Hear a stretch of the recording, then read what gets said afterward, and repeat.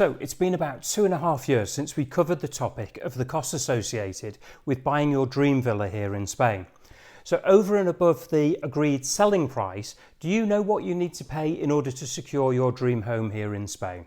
Well, you will in a couple of minutes. So welcome to episode number 130 of 2 Minute Tuesday with Hondon Valley Homes.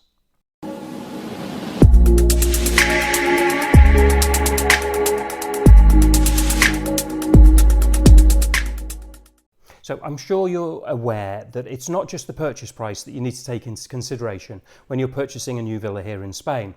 There are several other costs, and this quick video, I'm going to run through all of those costs with you.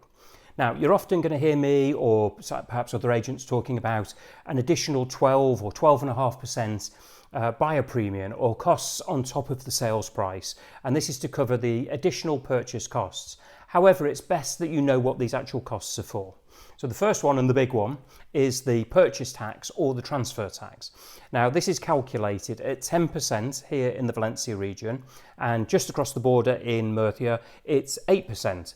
Now, this is a tax on the purchase price of all resale properties here in Spain. Now, each autonomous region collects this tax, and it's that region that decides how much tax to charge. Hence the difference in the figures depending on which area you choose to purchase a property in. So 10% here in Valencia and 8% in Murcia. So that's 10%, if you're buying in Valencia as an example, that's 10% of the 12.5% that we ask our clients to budget for. So what about the remaining 2.5%? Well, it's the buyer's responsibility to pay for the following. Now, first up, we have the notary fees. Now, these are paid by the buyer and not by the vendor. Second up, we have the land registry fees. And again, this is for the buyer, and this is because you're registering the update of the ownership of the property into your name. Next up, we have your legal fees. Now, obviously, you need to pay your lawyer. So the vendor will pay their lawyer fees and you pay your lawyer fees. And finally, we just build a little bit of extra in there. Our philosophy is it's better to have some funds left over than having to trying to find some more. So we say about 12.5%. It'll be a little bit less than that. About a week before you complete your sale, you go to the notary, your lawyer is going to write you, email you, and they're going to send you what's called a fiscal breakdown of the sale. And this will detail exactly the costs associated with buying your property. And the final thing is, are there any sort of hidden extras that you should expect? And this is a sort of a yes and no. No, there aren't. There's nothing sort of hidden.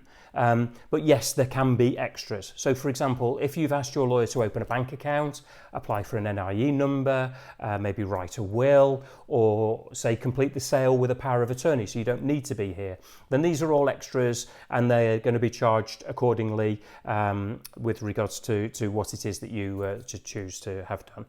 And that basically is it. It's a real short and sweet one this week. My details are on the screen at the moment, so if you've got any questions, please don't hesitate to ask. If you want to know more information about properties or buying in the area.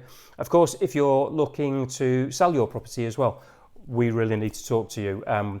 We need to replace the properties that we've sold already this year. If you look on our website, you'll see they're all sold or under offer. So we really do need a lot more properties. So please get in touch if you're looking to sell. But that's it for this week. I'm inside with the fan on. It's roasting hot outside. I tried to record out there, but no, I'm back in the cool of the office. So until the next episode of 2 Minute Tuesday, we look forward to seeing you then. Until then, adios.